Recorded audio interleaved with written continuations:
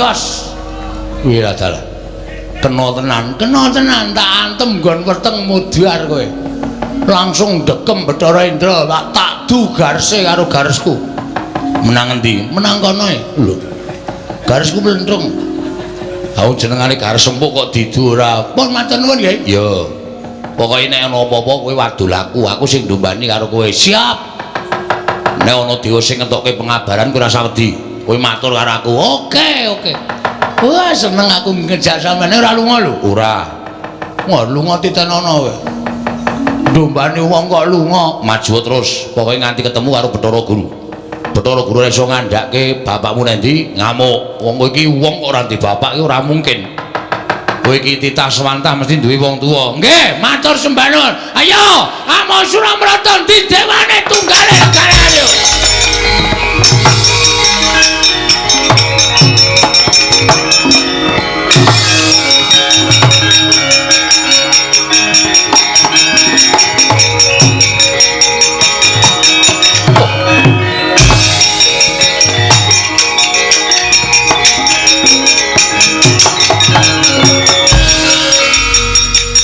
Bagong ngamuk ana ing repat keparasan. Oh, sapa kowe? Bathara Brahma. Bathara Brahma iki sapa?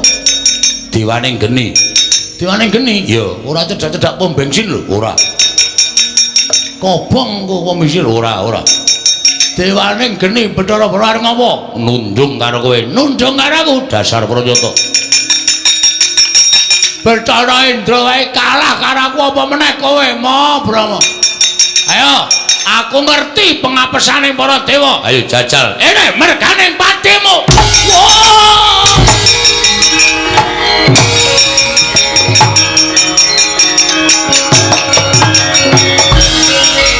Piye, Gong? Kok mung pisan le iso? Bareng kula ngantem Bathara Brahma ora apa-apa e. Mesti ning sing lali kowe.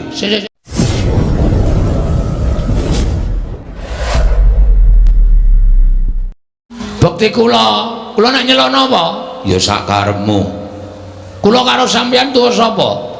Aku dhewe ora ngerti takono bapakmu Semar. Wo wis kacau iki silsilahe.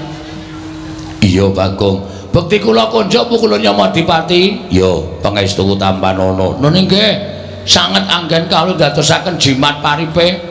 Bagong, wonten dawuh apa kula? Ana apa Bagong kita sowan?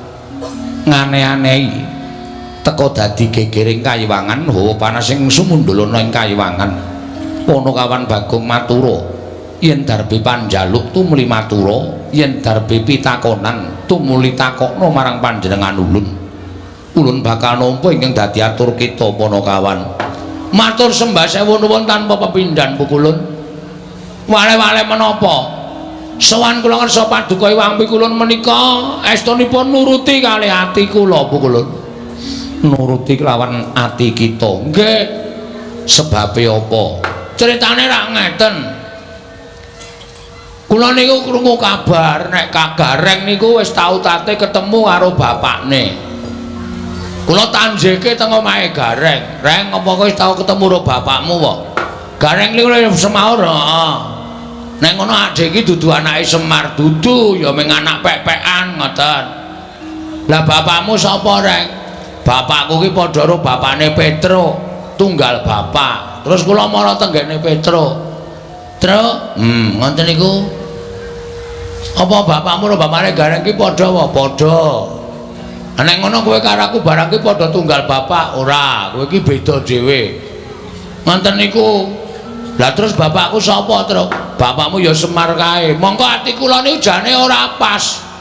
Nek kula ngrasake anak Semar niku mboten. Wong Petro karo Gareng wae bapakne beda kok. Ngoten.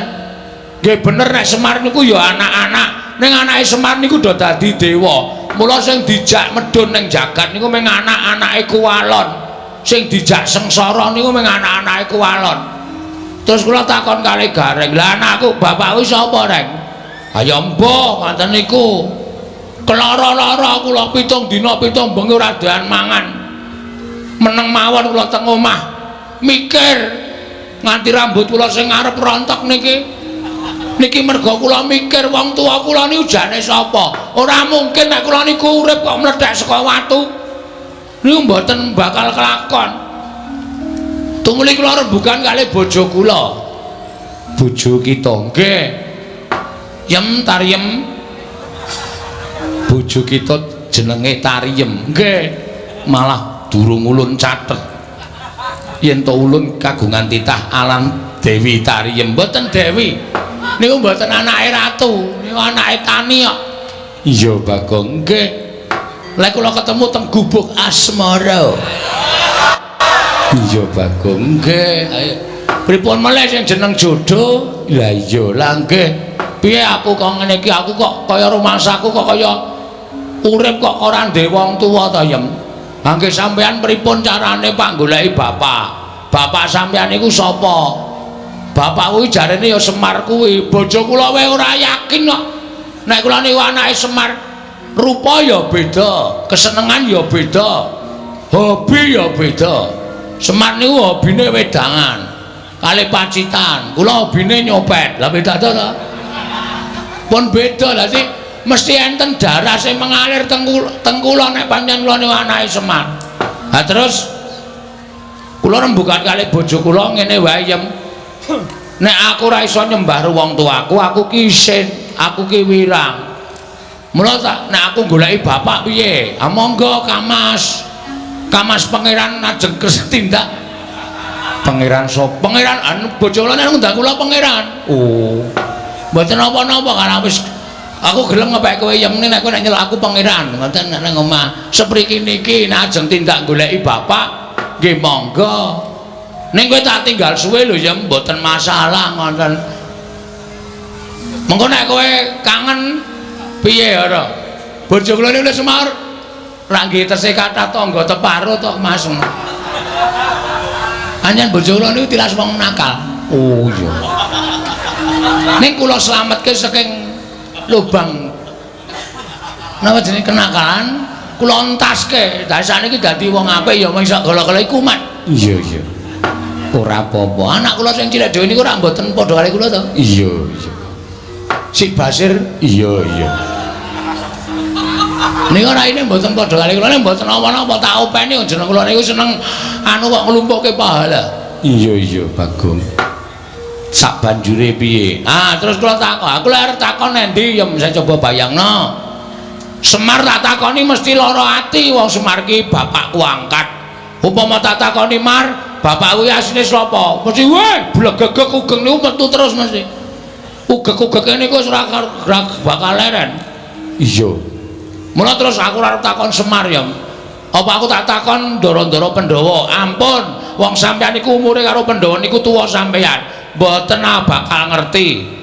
Tak takon Sinuwun Ndarawati apa? Ampun. Nika ya tuwa sampeyan karo Nata Ndarawati. Lah aku terus arep takon endi? Mang minggah teng Kayangan Surabaya.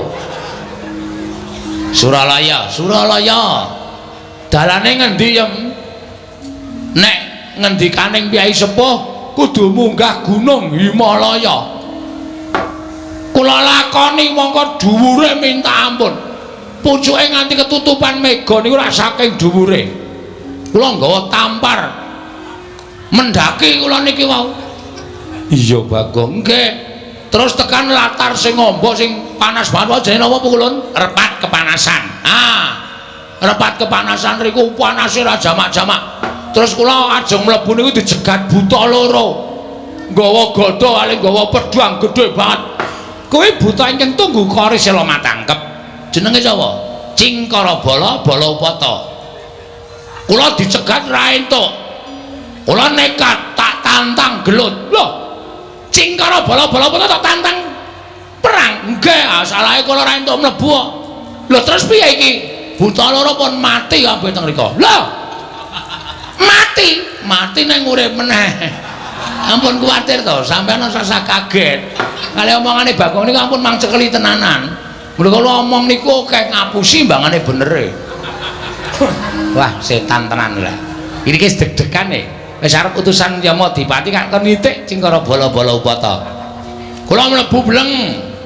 Terus wonten Kayangan, kula leboni bleng wonten jebule sing lenggah teng mriku dewane angin Bathara Bayu kula sowan pukulun Bathara Guru mrika dudu ulun Bathara Bayu oh Bathara Bayu niku napa dewane angin oh berarti sing gawe entut barang niku Bathara Bayu wah jan Bagong iki didudui mriki niki kok andher para dewa akeh banget terus kula nyuwun dalan nyuwun ngapunten munggah tekan mriki niki nah pukulun sasampunipun kula sampun dumugi wonten ing papan mriki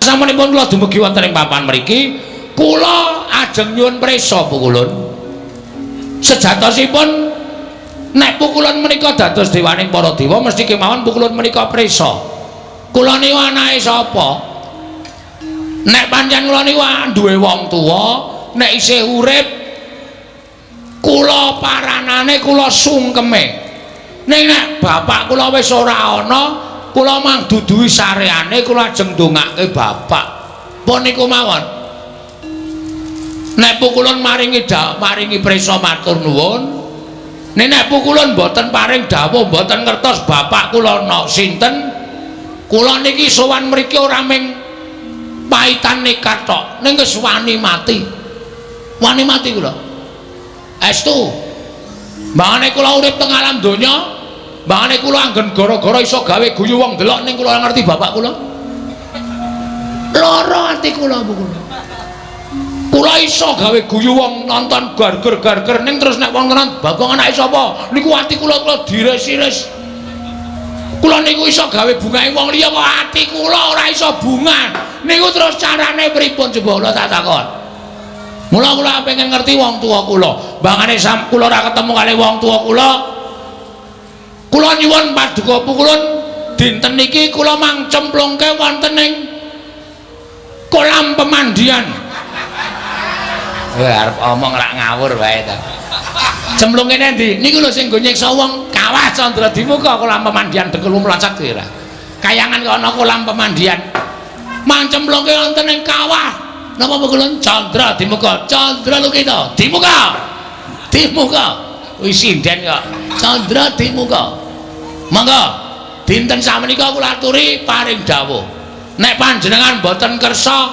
paring dawuh mboten ngertos kula njaluk mati pun niku mawon Gusti Bagong nek kowe mati bojomu piye pun wonten sing lamar kok niki lho lagi tak tinggal iki sing lamar mpun kula bebaske kok kula niku wonge kepenak kok nek pancen mbangane karo kula ora seneng sakniki wis diirak-iriki tangga kula ya wis tak nengke mawon wah lah wong edan ora Kakang Rodo kados pundi monggo Di meskipun adi guru menika sampun pono babakan wontenipun Bagong menika saking menapa lan tiyang sepuhipun sinten panjenengan kedah saged paring dawuh mergi kula kuwatos Bagong menika wonge wah ndugal kewarisan keladuk wani kurang geduga nek nganti panjenengan mboten saged paring dawuh bapakne sapa wah Bagong mesti ngamuk wonten negari utawa kayangan Suralaya jelas ora bakal wedi karo sapa-sapa anggere ora ana sing ngomongi bapakku sapa iki rasa malang kerik anggepe kaya nendi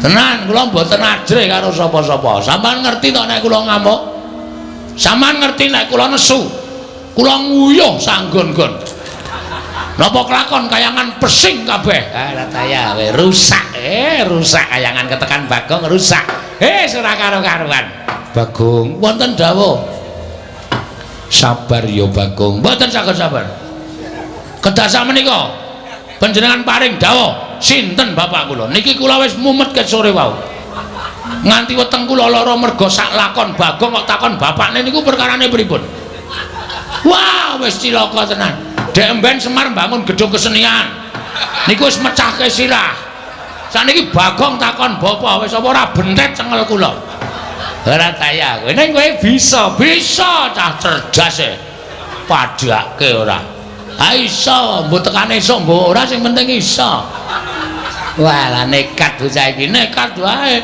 pripun latri paring dawuh sinten bapak kula Bagong yekti kita kuwi ora linairake lan ora ana ingkang ngandhut kelawan jeneng kita ora ana titah wanita ingkang ngandhut badan kita lan ora ana wanudya ingkang ngandhut badan kita. Pas.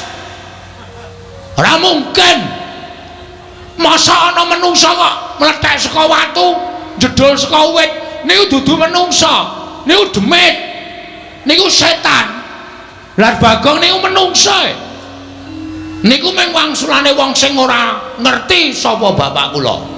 Pun sampean saniki ngaku napa mboten? Bagong. Nun. Ulun iki sapa? Bathara Guru, nek ora tau mulang. Ngerti ulun Bathara Guru? Nggih. Ulun iki jejering sapa? Dewa. Wajibe titah kelawan dewa nyembah tata krama. Nek dewa ditakoni ra iso wangsulan, apa gunanya jadi dewa kok? Mboten wonten gunanipun. Ha percuma, kabeh niku sendan ngerti lelakone kok. Aja kok menungso. Kutu-kutu Walangataga. Kutu-kutu Walangataga. Sampeyan niku ngerti moba musike. Aku mung perkara Bagong kok ora iso ngandhake. Ngene, tak kandhani. Ngopo iki cah cilik melu-melu? Wah. Cah cilik dengkul kita kuwi. Najan cilik ulun iki kami tuane kayangan. Nggih. Lah kowe tak kandhani Bagong. Sejatine kowe iki ora dumadi saka utawa ora linarake dening suwijining ibu. Sabda piye maksude? Hah? Sabda piye maksude? Kira clemongan lho iki. Iki getihku wis tekan sirah iki. Munggah angel-angel nang kayangan tare wangi nganggo tampar tak unggahke kaya wong mendaki nganti babak bundas nek ming nang kene dikandhani Bagong kowe iki ming dumadi saka sabda ora jelas kowe kesikik ta iki cepet iki ndek gang kases-kases ngono dumadi saka sabda kuwi merga disabda dening sawijining dewa. Ha dewane sapa? Dewane sapa? Ayo ora ming waton omong kowe. Cah cilike melu-melu. Yaine ijik melek. Kono mulai sekolah sesuk. Wah, dengkulmu kuwi ora. Wah, Bagong ki anggere karo dewa kok sak penake dhewe ora. Piye maksude? Bagong, non ganti iki meneh. Bolak-balik.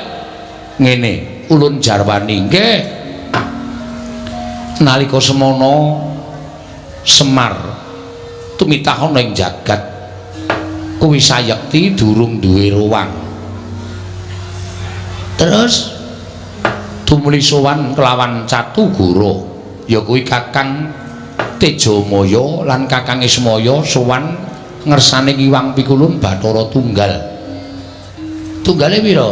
Lho, Bathara Tunggal kuwi wong tuwa ulun, Rama ulun. Wah, bapak sampean? Iya. Sang Hyang Bathara Tunggal nanting kelawan Kakang Catugara yen to pancen kepengin darbe ruwang tumuli nyipta sarana napsuning Kakang Catugara sinipta dadi wujuding Sarawita utawa bilung ing angka loro nalika Si Ismaya nyuwun ruwang ana ing jagat tumuli wewayanganing Si Ismaya ya Kakang Ismaya sinabda dadi wujuding pawongan ingkang gecul kumarucul kang aran Bagong. Mengkono mungguh kang dadi asal mula-mulanira Bagong. Bayangan iya kula niki iya sing nyipta Kanjeng Rama Pukulun Sang Hyang Bathara Tunggal. Bayangan aning Semar ki nang ndi sing ana bayangane. Nuwun sewu niki nuwun sewu wangsulan sing tenan apa ming gara kula kok kaya ora mantep to ming diwaringi kok kaya mustahil ngono lho ing atase bayangan kok di bem salah bem dadi wong ya ora mungkin niku akale ora ketemu nalar niku mboten iso nek kaya ngoten niku wase saniki kula ming kepengin jenenge bapak kula titik. Nek sampean kersa ngaturake matur nuwun, nek mboten napa kudu sarana Bagong nesu teng kayangan ben kula dicempluke teng Kawah Candra Timuka. Ben kula dipateni teng Kawah Candra Timuka. Ora ana gunane kula suwita Bapak Semar nek kula ora iso ngrungkepi padane wong tuwa kula. Ora ana gunane kula niku melu Semar nek kula ora iso ndongake wong tuwa kula. Ngoten mawon Bu Kulun. Pun niku kula nesu tenan iki. Niku aja tenang-tenang mawon to niki. Mugi andados ing kawuningan. Bu Kulun betul rada mangsa wang rai kula niku wis abang tenan. Niki tenan niki kula nek ora entuk jawaban tenan, kula nesu tenan. Nek perlu kayangan kula gawe sungsang bawana balik Bu Kulun.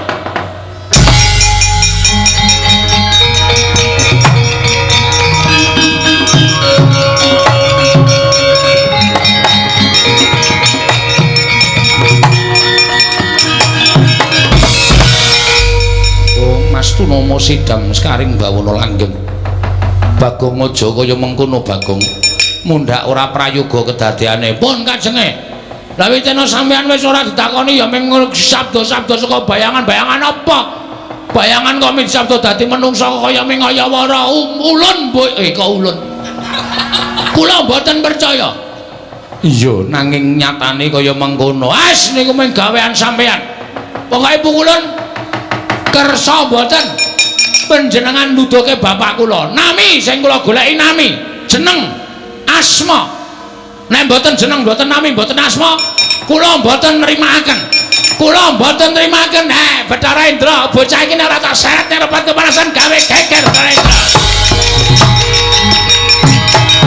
weh dijiat to dipaksa supaya gelem bali menawi ngantos Bagong sak mangke ngamuk dhateng para Jawata. Nek Bagong ngamuk kuwi wis kebangetan banget. Tegese bakal wani marang panguwasaning para dewa. Nuri mekaten pukulun ya. Mula kita mangkat to dina iki nuri ngestaken dawuh nyuwun pamit madal pasiran. Sing ati-ati. Poma dipoma ya Indra. Nggih. Kena gawe lara Bagong ning aja nganti katriwandan merga nek nganti Bagong ana apa-apa sing ora trima Kakang Iswaya. Nuri ngestaken dawuh nyuwun pamit madal pasiran. Sing ati-ati aja kaya bocah cilik Bathara Indra.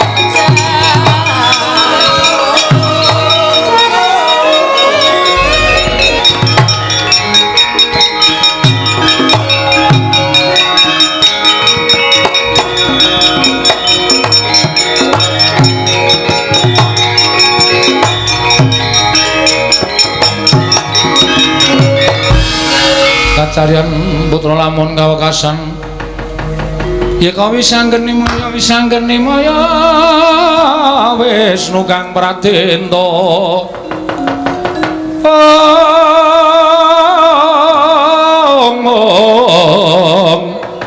wisanggeni maya Wisnu pradenta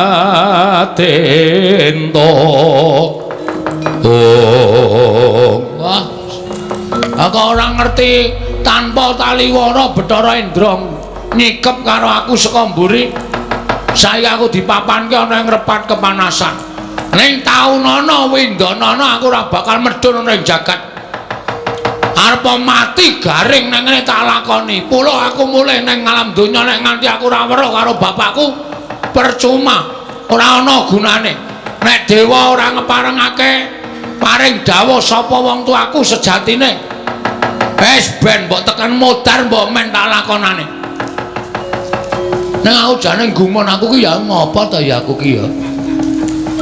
Wong dewa wis paring dawuh kaya ngono iso lho aku ki dadi saka bayangan ya iso. Ning apa ya iya. Sing kepindho iki jane aku tekan kene iki ana sing ngeterke ning didhawuhi supaya aja omong karo sapa-sapa. Ndara Antasena kok malah ora ngetok ki. Piye maksude iki? Nek nganti aku cilik lara gedhe tekaning pati terus Ndara Antasena ora muncul. Piye sapa sing arep tanggung jawab? Ndekno mau nang omah gong nek arep takon karo bapakmu. Takon sapa bapakmu munggah ning kayangan, takon dewa. Carane pripun, Den? Ayo tak unggahke rasa kuwatir. Nganti tak rewangi ngapusi karo dewa-dewa. Kowe munggah mlebu kayangan tak anteni ning repat kepanasan. Bareng aku tekan kene kok sepi mamring ra ana wong iki. Engko gek mulih si Antasena iki. Nek mulih cilaka aku. Mulih ya ora ro dalane, maju ya bakal dikeroyok dewa. Wah, lah wis nasib pancen wis pestiku apa kudu kaya ngene ya lelakonku. Wis lah terserah. Antasena jedul ya karepmu. Nang simpingan ya karepmu. Ora arep tak gagas sing penting niatku wis gembleng. Ndara Antasena ngewangi ya matur nuwun ora ya lakonane dhewe. Mati urip wis tak entengke kabeh pokoke. Bathara Guru. Nek Bathara Guru ora kepareng sarta ora iso ngendikake nek ndi bapakku, ora pantes dadi Bathara Guru. Bathara Guru ki kudu ngerti apa wae. Dheweke iki dadi dewaning para dewa. Kudu ngerti marang kananing titah. Kok dadi tak takoni bapakku kok ora paham. Kaya ngono kok dadi dewa. Ora wangun dadi dewa Bathara Guru. Mula wektu dina iki aku ora nrimake. Nek Bathara Guru ngandhakake bapakku nendi, kayangan tak gawe geger. Lho kusik. Apa kowe wani karo para dewa? Lho wis muni ngene kok dikira ora wani ta iki? Iki wis nekat nek kaya ngene iki. Tegese kowe wani. Wani. Yen wani tegese aku iki kudu peksa karo kowe, Bagong. Terus kowe tak candhak, tak uncalake saka Gunung Himalaya ben tiba ning jagat. Kowe bali ning papan dunungmu. Nek pancen iso uncalno, nek ora iso ngapunten lho nek ana dewa kewirangan karo Bagong. Lho, apa kowe wani karo aku? Jane ora ning mergo tok warahi ya nuwun sewu. Kepeksa kula wani. Yen wani karo aku kene marganing patimu. Nuwun sewu pukulun. Dijajal dewa karo Bagong menang sapa? Iki merganing patimu. Panggawa tak ayoni pukulun.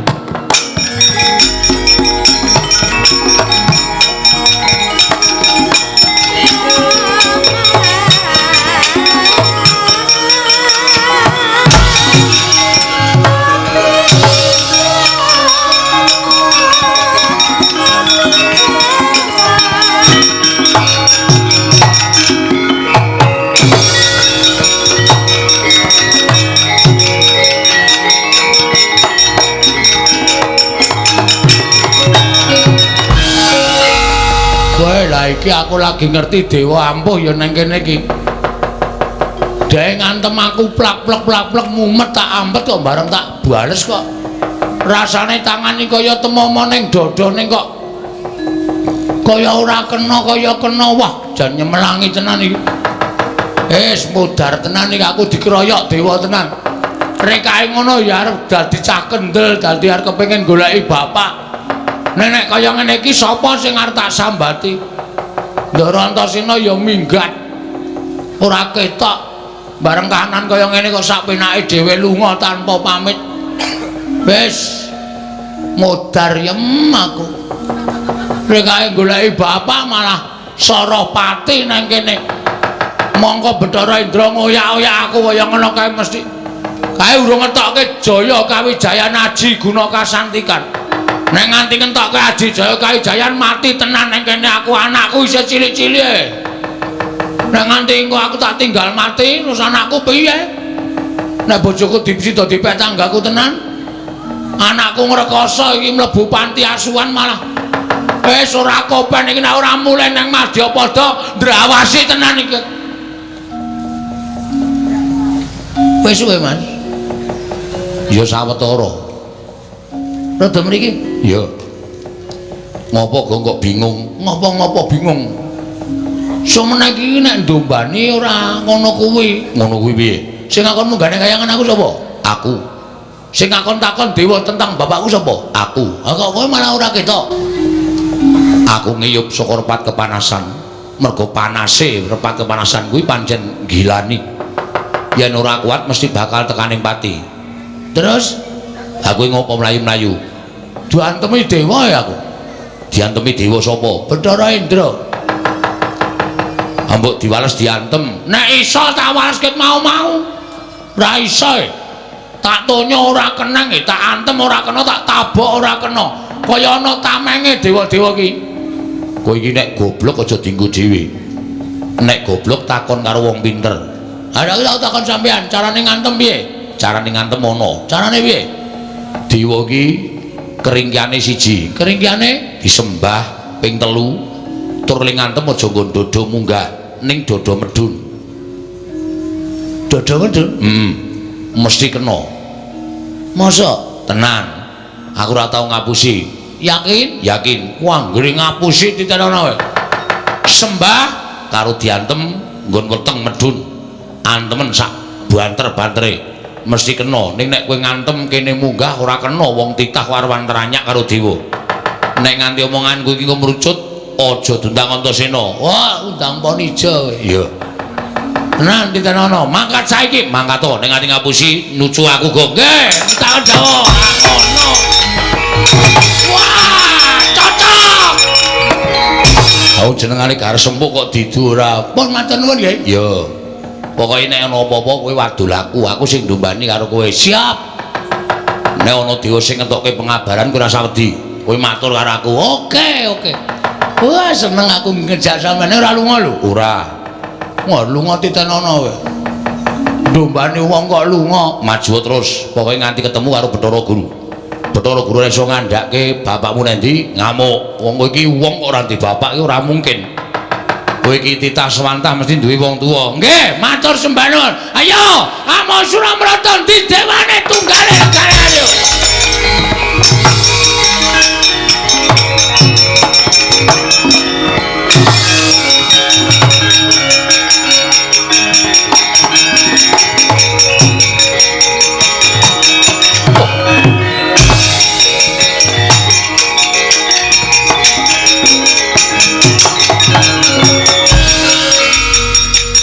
Bagong ngamuk ana ing repat kepanasan. Oh, sapa kowe? Bathara Brahma. Bathara Brahma iki sapa? Dewaning geni. Dewaning geni? Ya, ora cedak-cedak pom bensin lho, ora. Kobong kok pom bensin ora. Dewaning geni Bathara Brahma arep ngopo? Nundung karo kowe. Nundung karo aku dasar Pranyata. Bathara Indra wae kalah karo aku apa meneh kowe, Mo Brahma. Ayo, aku ngerti pengapesaning para dewa. Ayo jajal. Ene merganing patimu. Wow!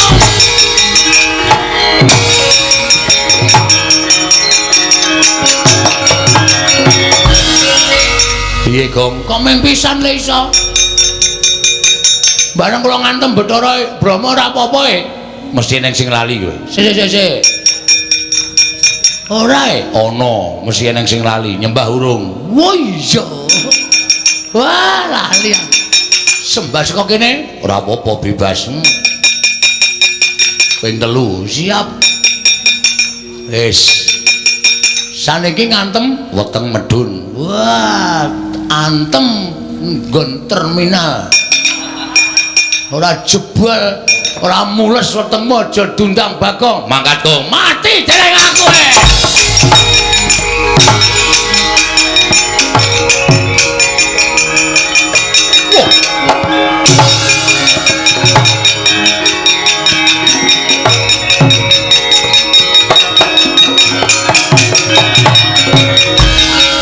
Wih, ladal ampuh tenan kowe, ampuh ngungkuli pil pokoke. Lho kok ngungkuli pil iki ya ampuh, aku ya ampuh. Mati dening aku. Ayo, kowe arep ngejak apa Bathara Brahma? Ora iso ngantem Bathara Brahma. Sing kandha sapa? Ora bakal iso ngantem Bathara. Sing kandha sapa? Ngati-ati ngampet sik kowe. Waduh, mati aku. Waduh. Modar kowe.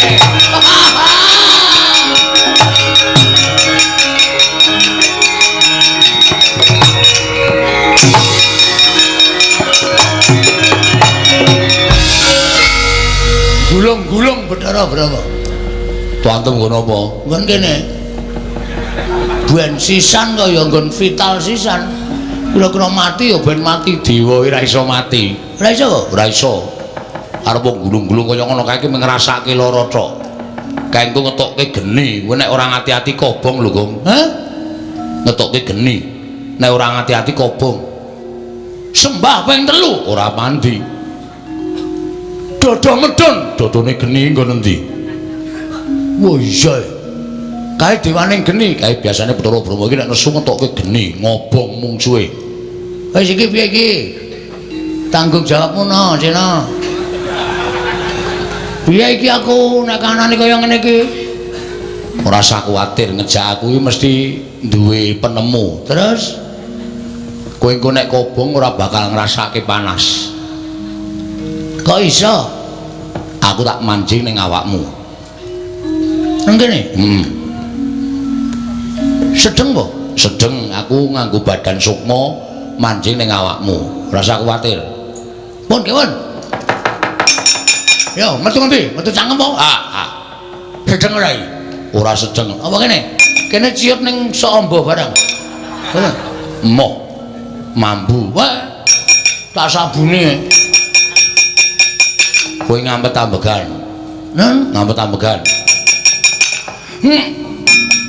Wis ngono kuwi engko aku tak mlebu dhewe ning awakmu. Nek aku klebon aku, kowe diobong ora apa-apa, disuduk ora apa-apa, dibacok ora apa-apa. Aku tak mapan ning awakmu dina iki. Dadi engko nek kowe dipobong karo Bathara Brahma iku ora bakal piye-piye awakmu. Wis yo aku tak mlebu yo. Nek aku mlebu ning awakmu mesti kowe ora bakal dadi wong ringkih, dadi wong sekti. Slamudar. Le ngampet ket mau ora gek mlebu-mlebu kowe wis. Yo. Yo.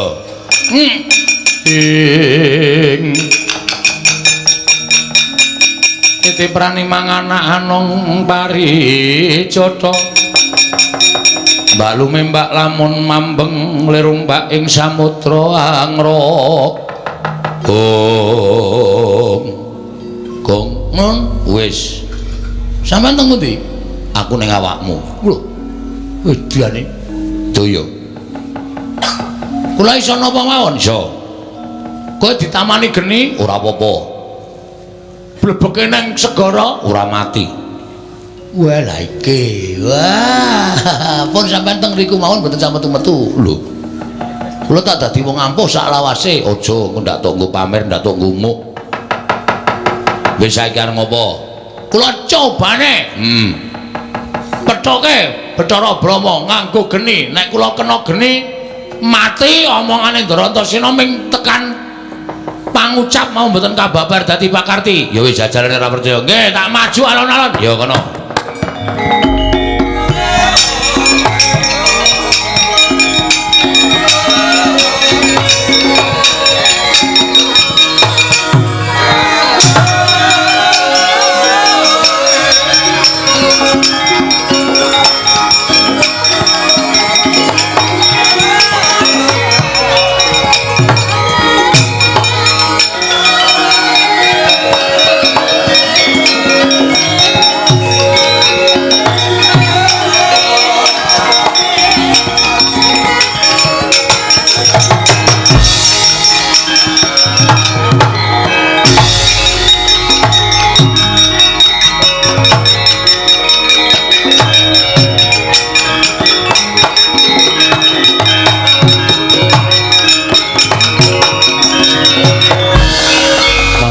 Jajalan Bagong wani gendak sikara karo Bathara Brahma mirang-mirangke Bathara Brahma.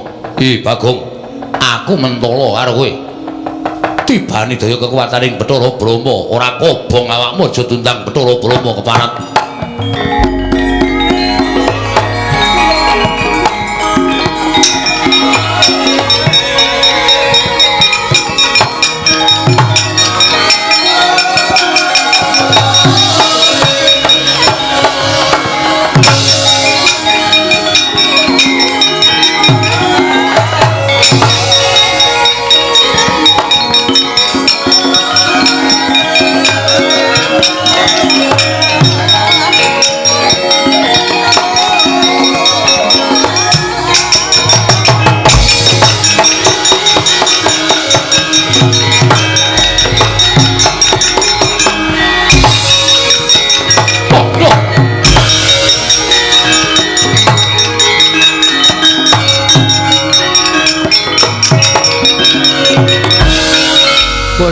eling tenan. Kobong gedene rajama-jama sak lumbung paribasane kok aku ora ngrasake panas.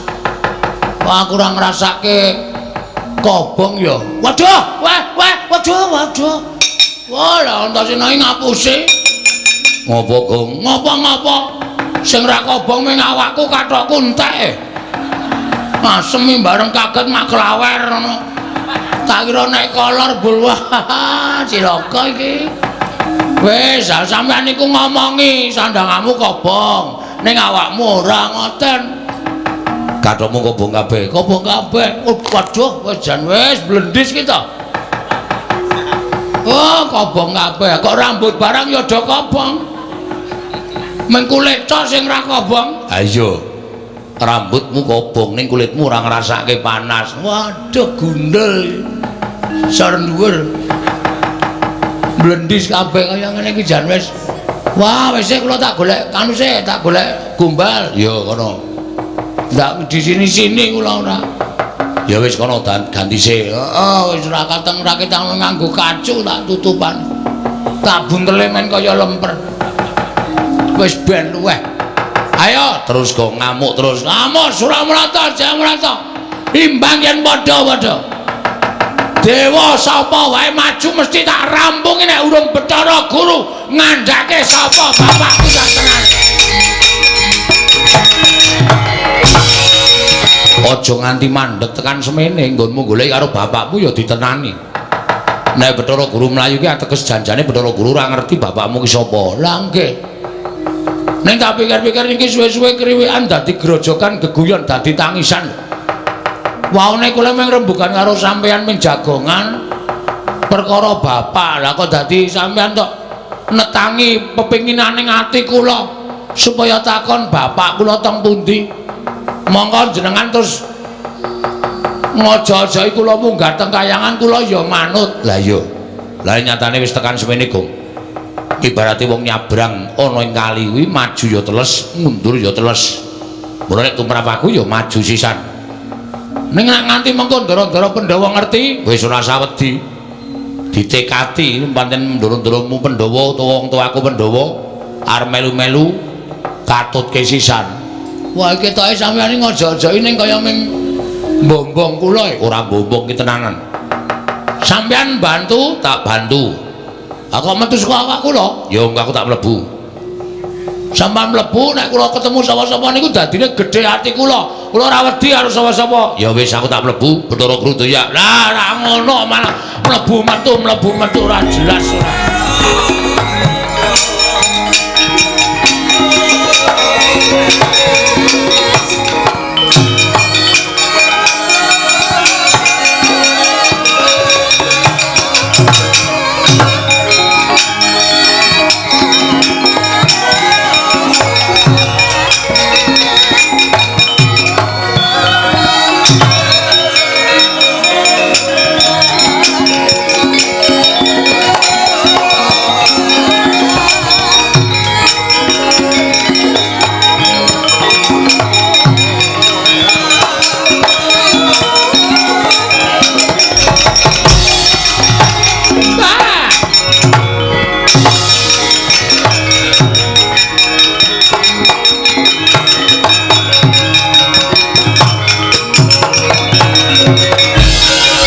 Kakang Narada kados pundi? Ah, pun geger mboten kanten-kantenan. Ha wujude we Bagong, jenenge we Bagong, wong dugal kewarisan wong sak kepenake dhewe. Pura utawi para widodara widodari ingkang samya ngunduraken dhateng pun Bagong mboten saged kelampahan. Para dewa-dewa sami katriwandan nungsang puyang numbuk bentus lampahipun. Inggih Kakang Narada lajeng keparingipun kados pundi? Nyatanipun panjenengan sampun mboten saged ngaturaken sinten tiyang sepuhipun Bagong. Lajeng keparingipun Kakang Narada menapa kula kedah mlajar saking kayangan. Ah, nek mboten mlayu kewirangan lho, Dik. Nek mboten mlayu panjenengan badhe kewirangan. Lajeng mlajar wonten pundi? Jana Loka kemawon. Sowan dhateng sinten? Ah, Bagong menika dipun para Pandhawa. Pandhawa dilapori nek Bagong kurang ajar mesti kemawon Bagong badhe nampi pidana saking para Pandhawa, Dik. Monggo Kakang.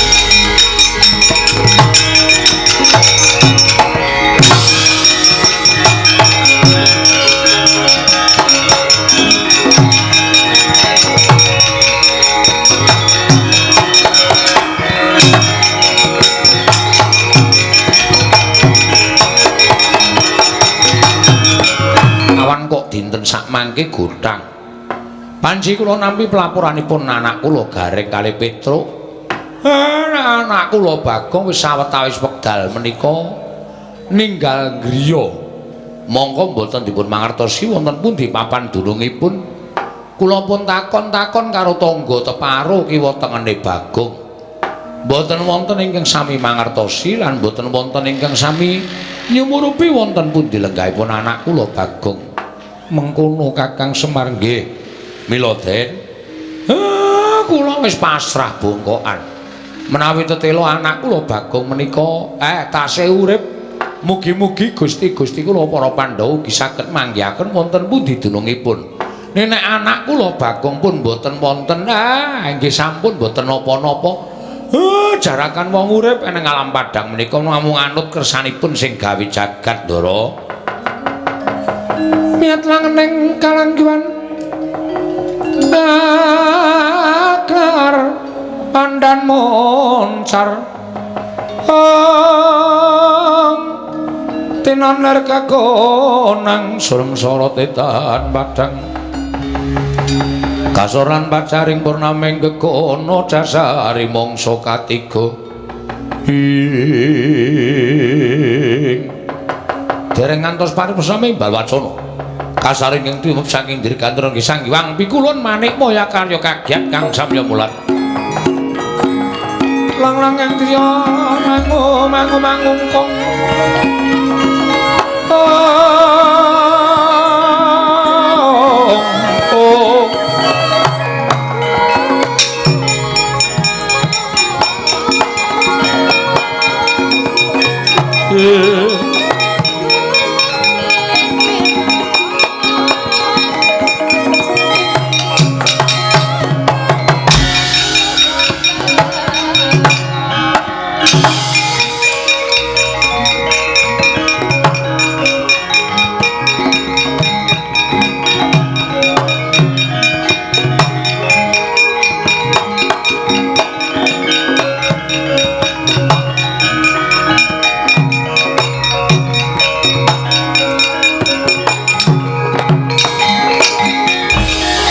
Goncang kancing langit kelap-kelap katon lir kincanging risang mawe gandrung sabaran katulu wukir moyak mayik saking tias baliwur kulun kula ngaturaken sembah pangabekti kula kunjuk iya punta dewa ulun tampa kulun ngaturaken sembah pangabekti kula kunjuk iya Kresna ulun tampa Guru hakeku aku ngaturake sembah. Iya Werkudara ulun tampa. Pukulun kula ngaturaken sembah. Iya Arjuna ulun tampa. Wonten menapa pukulun sumengka tindak paduka? Teka rawuh wonten ing negari Ngamarta. Menawi kepareng kawedhar ingkang kathah tumunten kababarna wonten wigatos ing kados pundi lan wonten perkawis menapa? Kresna kula wonten paring adhawuh. Ndadekno kawruhanamu sira Puntadewa uga. Nggone ulun nganti prapta ana ing negara Ngamarta sayekti dina samengko kayiwangan ulun tinggal sabab kayiwangan geger lho geger wonten napa geger krana pengamuk atmajaning Kakang Ismaya pengamuk ing atmajaning Kakang Semar Badranaya guru piye kowe iki ngomong apa inggih Bagong ngamuk wonten ing kayiwangan karena Bagong mutah mupadi tiyang sepuhipun Kakang Semar. Lah menungso ra tatanan minggat saka omah kok malah gawe geger ora. Tolo Gareng yo. Santai, Tru.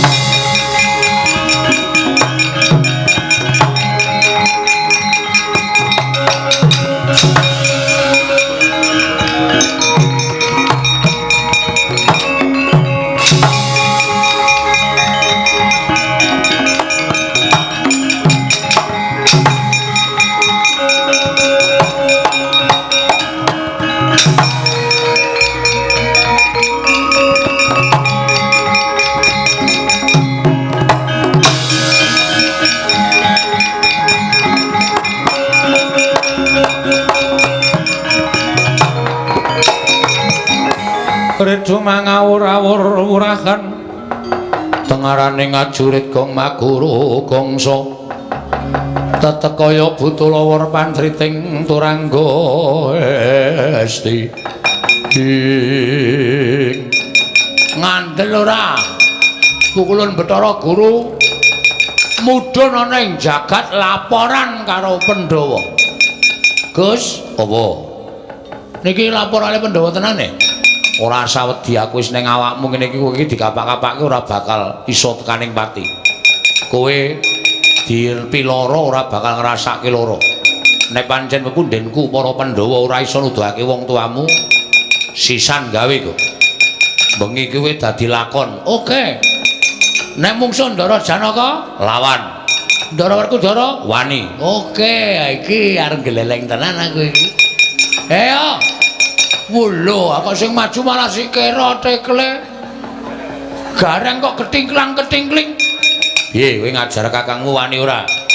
Kita iki diutus karo Ndara Pandhawa kon ngendhake pepinginane Bagong. Wah enteni kene. Wah anggere gareng melu-melu apotele sirahe. Ya aja dipotel, Gong. Kae kakangmu nek nganti mati piye? Ben, diutang aku ora nyaur-nyaur. Ming semaya wae, semaya wae. Senin, Selasa, Rebo, dandani ya ora. Arep tak jukuk apane wong omah ming kari kompor tok. Wis ben. Ah pethoke nolo gareng areke wangi Bathara Guru Pak.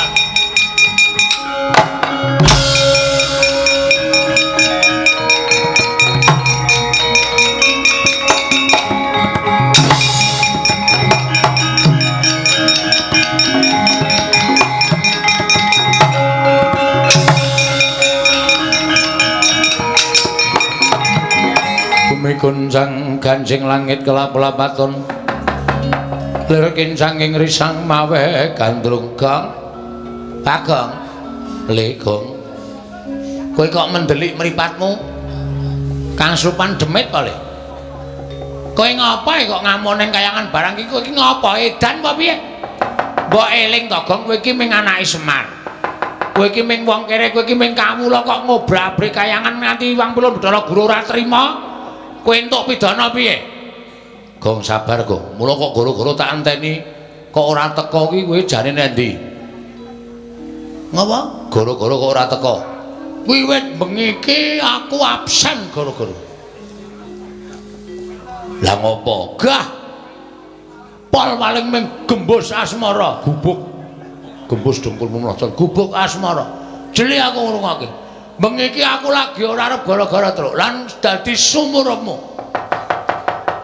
Aku ngene iki pancen wis tak niati. Kowe tau ta reng tak takoni bapakmu sapa? Kowe tau muni ketemu bapakmu? Tau ta? Tau. Karo Petruk ketemu bapak. Zaman aku goleki bapak karo Petruk ya, Truk. Heeh. Bapakmu sapa? Begawan Salontara, ya Gandarwa Maya, ya Gandarwa Raja Bali. Manggone nendi? Saiki wis ora ning jagat wong kuwi mbiyen jim. Terus saiki wis dadi dewaning para dewa utawa dadi jangkeping para dewa. Ah, kuwi kowe wis ketemu karo bapakmu Petruk ya padha to? Padha. Aku karo Gareng iki kakang adi. Nek jane tuwa aku ning ketemune Semar dhisik Gareng mula dituwake Gareng bangane Petruk. Terus saiki anak telu Semar iki kok sing loro ketemu karo bapakne kok aku ora. Adil ora ngono. Lho, lah ya golek ana bapakmu iki dalam rangka